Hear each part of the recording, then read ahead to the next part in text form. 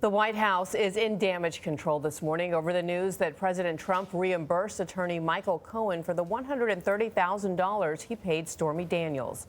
The president acknowledged the repayment yesterday. He denied that campaign money was used in the effort to silence the adult film star, who he says had an affair with Mr. Trump.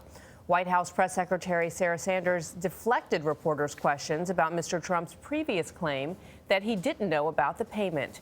Weijia Jiang is at the White House with the latest. Weijia, good morning.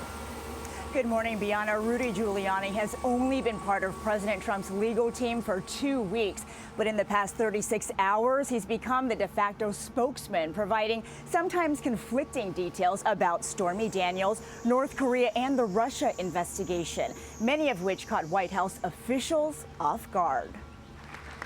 As the president celebrated the National Day of Prayer at the White House. What a day, what a beautiful day, and our country is doing very well. His new legal mouthpiece, Rudy Giuliani, continued his media campaign about the president's repayment to Michael Cohen. He didn't know the details of this until we knew the details of it. While the White House insisted Mr. Trump was initially in the dark when Cohen paid Stormy Daniels. This was information that the president didn't know at the time, but eventually learned.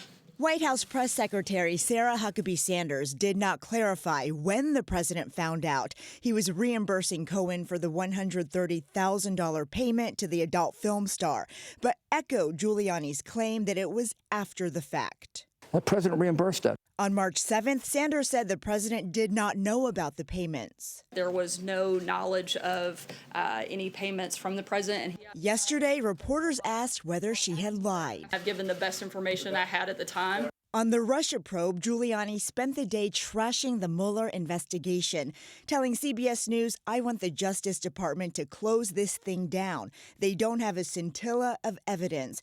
But he also said the president could still sit for an interview with Mueller under the right conditions.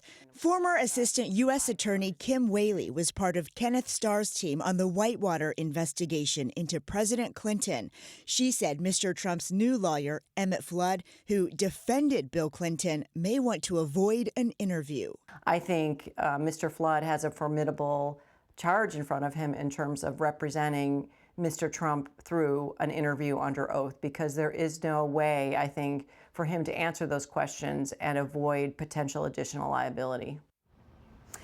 Well, former Trump campaign aide Michael Caputo, who has been interviewed by Mueller's investigators, told CBS News it was, quote, spooky how much they knew about the Trump campaign and how it worked. He said it was an intimidating experience.